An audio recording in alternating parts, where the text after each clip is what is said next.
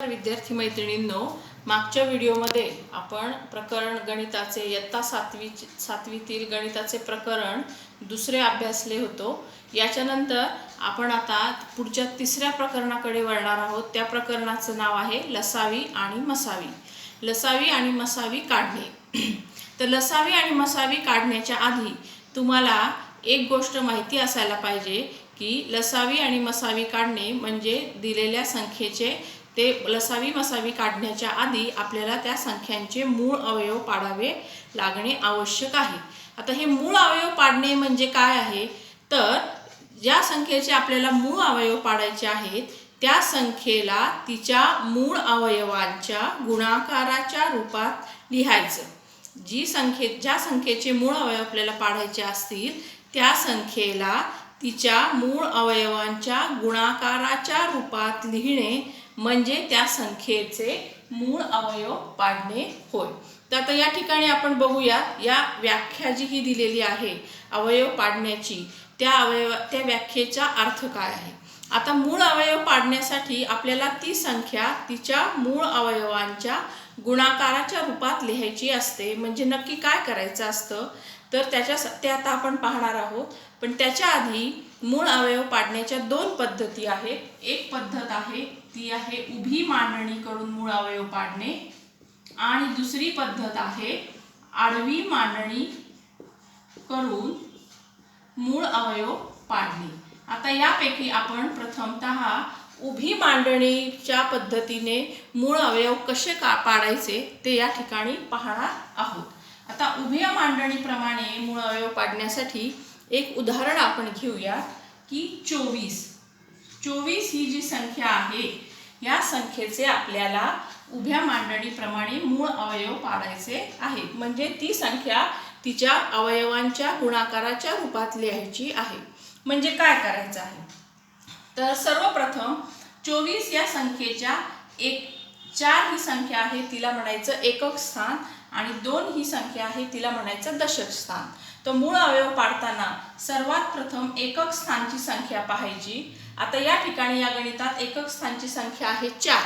तर 0 2 4 6 8 म्हणजे दोनांनी भाग जाणारी जर संख्या एकक स्थानी असेल तर त्या संख्येला सर्वात प्रथम 2 या संख्येने भाग द्यायचा। आता 4 ही संख्या आहे, 4 ही दोनाच्या पाड्यात संख्या आहे, बेक बे बेदुने 4। म्हणून उभ्या मांडणी पद्धतीने हे गणित सोडवताना पहिल्यांदा 24 ही संख्या लिहून घ्यायची आणि 24 या संख्येच्या एकक स्थानी मगाशी पाहिल्याप्रमाणे 4 हे अंक आहे, 4 या संख्येला 2 या संख्येने भाग जातो म्हणून 24 ला पण 2 ने भाग द्यायचा। मग भाग द्यायचा तर 24 ला भाग कसा द्यायचा 2 ने ते आपण या ठिकाणी बघूया। 24 भागिले 2, दोनाचा पाडा 24, दोनाच्या पाड्यात 24 आपल्याला पाहायचे आहेत। यांनी 2 ने 24 ला भाग दिला तर पहिला भाग बसतो बे एक बे, दोनातनं 2 गेले 0, वरचे 4 खाली घेतले। आता या 2 नी या 4 ला भाग द्यायचा आहे आपल्याला।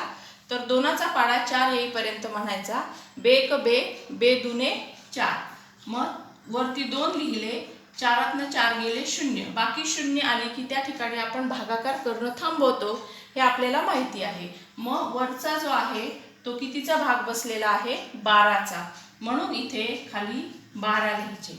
आता 12 लिहिल्यानंतर पुढची पायरी काय आहे, परत एकक स्थानच्या संख्येमध्ये 2 ही संख्या आहे। आता 2 ही संख्येला दोनांनीच भाग जातो म्हणून परत या 12ला दोनांनी भाग द्यायचा। दोनाचा पाढा 12 येईपर्यंत म्हणा किंवा तुम्हाला जर तसं जमत नसेल तर सरळ आपला भागाकार पद्धतीने भागाकार करा। बे सख 12 म्हणजे 6चा भाग बसतो आणि 12तनं 12 गेले, बाकी 0 उरली, बाकी 0 उरली म्हणजे भाग बसला 6 म्हणून या ठिकाणी लिहिलं आपण 6। आता या ठिकाणी एकच संख्या आहे आणि ही एकक स्थानची संख्या आहे, ही आहे 6। आता 6 ला दोनांनी भाग जातो म्हणून परत आपण या ठिकाणी 2 लिहूयात आणि परत दोनांनी 6 ला भाग देऊयात। बे त्रिक 6 म्हणून 6, 6तनं 6 गेले 0, बाकी उरली 0, भाग बसला 3चा, म्हणून इथे लिहिलेले आहेत आपण 3. आता 3ला काही दोनांनी भाग जात नाही या ठिकाणी, तर 3ला भाग कोणी जातो? मग 2च्या पुढची संख्या पाहिजे 3, मग 3ला 3नेच भाग जातो, 3 1 3, म्हणून या ठिकाणी 1चा भाग बसतो, म्हणून आपण या ठिकाणी लिहिलेला 1. म्हणजे 24चे हे आपण मूळ अवयव पाडले आणि हे कुठपर्यंत पाडले? जोपर्यंत शेवटी 1 ही संख्या येत नाही तोपर्यंत. आता हे आपण अवयव पाडलेले आहेत, परंतु ते आपल्याला गुणाकाराच्या स्वरूपात लिहायचे आहेत, म्हणून एवढं गणित सोडवून झाल्यानंतर गुणाकाराच्या स्वरूपात लिहिताना कसं लिहायचं ते बघूयात आपण. 24 बरोबर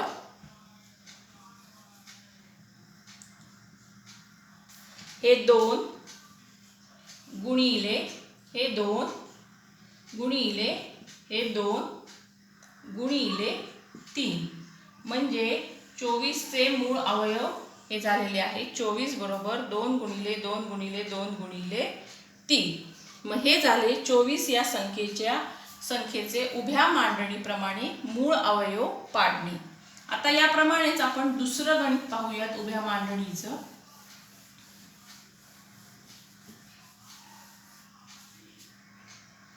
20 हे पाहूयात. 20 या संख्येचे आपल्याला मूळ अवयव पाहिजे. समजा 20 ही संख्या घेतली तर आपल्याला पाहायचे आहे त्याचे मूळ अवयव. तर मगाशी सांगितल्याप्रमाणे आधी रेष उभी मारून घ्यायची. एकक स्थानचा अंक पाहायचा, तो आहे 0. मगाशी सांगितल्याप्रमाणे 0 किंवा 2च्या पाड्यातील जर संख्या असतील, 2ने भाग जाणाऱ्या संख्या असतील, तर त्या संख्येला प्रथमतः 2ने भाग द्यायचा. आता मग 20ला आपण 2ने भाग देणार आहोत, तर 20चा आणि 2चा भागाकार केला असता बे 1 बे, 2तनं 2 गेले 0, वरतून घेतला 0, इथं भाग बसला 0चा, बाकी आले 0, भाग बसलेला आहे 10चा, म्हणून इथे लिहिले आहे 10. परत पाहायचं, पुढची स्टेप आहे एकक स्थानचा अंक 0 आहे, म्हणजे मगाच्या नियमाप्रमाणे परत याला 2नी भाग देऊया आणि 2चा पाडा 10 येईपर्यंत म्हणू. तर बे 5 10 म्हणजे 5चा भाग बसतोय, म्हणून या ठिकाणी आपण 5 लिहिणार आहोत. आणि आता पुढे पाहायचंय 5 या संख्येला 2नी भाग जात नाही, 3नीही भाग जात नाही, 4नीही भाग जात नाही, पूर्ण भाग जात नाही, तर 5ला पूर्ण भाग 5 या संख्येनेच जातो, म्हणून 5 1 5. खाली एक संख्या आली, या ठिकाणी मूळ अवयव पाडणे थांबायचं आहे. आता हे मूळ अवयव त्याच्या गुणाकाराच्या रूपात कसे लिहायचे ते बघूया. 20 बरोबर हे 2 खालचे गुणिले हे 2 गुणिले खालचे 5, म्हणजे 20चे मूळ अवयव झाले 2 गुणिले 2 गुणिले 5. याच्यानंतर पुढचं एक उदाहरण पाहूयात आपण मूळ अवयव पाडण्याचं. 32 या संख्येचे आपण मूळ अवयव पाडू. या ठिकाणी 32 या संख्येचे मूळ अवयव आपल्याला पाडायचे. एकक स्थानच्या ठिकाणी 2 आहे, म्हणून परत 2नी भाग द्यायचा. 32 भागिले 2, बे 1 बे, 3तनं 2 गेले, खाली उरला 1, वरचा 2 खाली घेतला, खाली संख्या आली 12, 2चा पाडा 12 येईपर्यंत म्हणा. बे सख 12, म्हणजे 12तनं 12 गेले, बाकी उरली 0, म्हणजे भाग बसलेला आहे 16चा, म्हणून या ठिकाणी 16 लिहायचे. परत एकक स्थानचा अंक पहा. एकक स्थानी 6 हे अंक आहे आणि 6ला 2नी भाग जातो, 3नीही भाग जातो, परंतु आपण आधी 2नी भाग देऊन बघू. म्हणून 16 भागिले 2, 2चा पाडा 16 येईपर्यंत म्हटले असता बे 8 16, म्हणजे भाग बसतो 8चा, बाकी उरते 0, म्हणून इथे लिहिलेले आहेत 2 आणि इथे लिहिलेले आहेत 8. आता परत एकक स्थानच्या अंकी आहेत 8.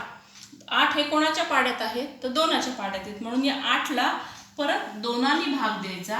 तर बे 4 8, म्हणजे 4चा भाग बसला, म्हणून 4 हे या ठिकाणी उत्तर मिळाले.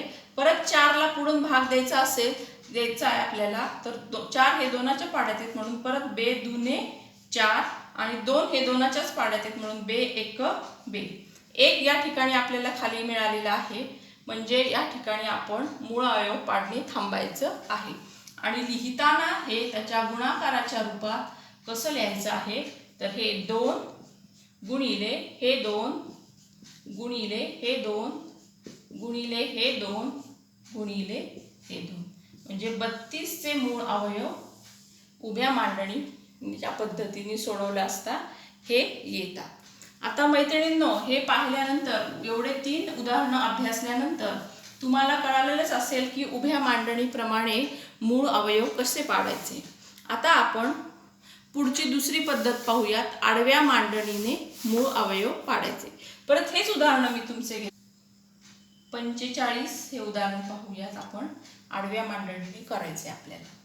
तर पहिल्यांदा 5 हा एकक स्थानचा अंक आहे. 5 हे 5च्या पाड्यात आहेत, म्हणजे 45ला 5नी भाग आपल्याला देता येईल. म्हणून पहिला याचा लिहायचा मग 5चा पाडा 45 येईपर्यंत म्हणायचा. तर 5 9 45, म्हणून 5 गुणिले 9. आता शेवटची संख्या 9 मिळाली. या 9चे आपल्याला अवयव पाडायचे. 9चे अवयव पाडू. आता 9ला कितीनी भाग जातो हे आपल्याला या ठिकाणी पाहायचे. 2 काही 9ला भाग जात नाही, मग 3 9ला भाग जातो. म्हणून 5 परत आहे तसेच लिहिले. 3 किती 9ला भाग द्यायचा असेल तर 3 त्रिक 9, म्हणून परत आपण 3 गुणिले 3 असे लिहू. म्हणजे 3चे अवयव पाडले. आता आपल्याला शेवटी जी संख्या मिळाली आहे ती आहे 3. 3चे या परत मूळ अवयव पाडले जात नाही, म्हणून आपल्याला 45 या संख्येचे आडव्या मांडणीप्रमाणे जे मूळ अवयव मिळाले आहेत ते आहेत 5 गुणिले 3 गुणिले हे 3. ही शेवटची स्टेप. या पद्धतीने आडव्या मांडणीत आपण मूळ अवयव पाडू शकतो. आडव्या मांडणीने अजून एक मूळ अवयव पाडायचं उदाहरण आपण पाहूयात या ठिकाणी. 20. समजा 20 या संख्येचे आपल्याला आडव्या मांडणीप्रमाणे मूळ अवयव पाडायचे आहेत. तर 20 बरोबर पहिल्यांदा एकक स्थानी कुठला आहे? 0 हा अंक आहे. 0 ही संख्या आहे. याचा अर्थ 0ला मगाच्या नियमाप्रमाणे 0 2 4 6 अशा पटीतील संख्या असतील 2च्या तर त्याला 2नी भाग जातो. म्हणून पहिल्यांदा 2 लिहून घ्यायचे. आता 2ला कितीनी गुणलं असता आपल्याला 20 हे उत्तर मिळतं, तर 10. म्हणून 2 गुणिले 10. आता शेवटची संख्या 10 मिळाली. आता या 10चे आपल्याला काय करायचे आहे? मूळ अवयव पाडायचे आहेत. म्हणून या 10चे मूळ अवयव पाडू. 2 गुणिले परत एकक स्थानी 0 आहे, म्हणजे परत 2नी भाग जातो. 10च्या एकक स्थानी 0 ही संख्या असल्यामुळे 2नी भाग जातो. मग 10ला जर 2नी भाग झालं तर 5 उत्तर. 2 पंचे 10, म्हणून परत 2 गुणिले 5. आता शेवटी आपल्याला या 5चे अवयव पाडता येतील का? तर 5ला 5नीच भाग जातो, म्हणजे 5 1 5, म्हणजे 1 ही संख्या मिळते. म्हणून या ठिकाणी आपण थांबणार आहोत. परत पुढे 5चे मूळ अवयव पाडणार नाही. मग गुणाकाराच्या रूपात 20चे मूळ अवयव कसे लिहायचे? तर 20 बरोबर 2 गुणिले 2 गुणिले 5. हे झाले आडव्या मांडणीप्रमाणे 20चे मूळ अवयव.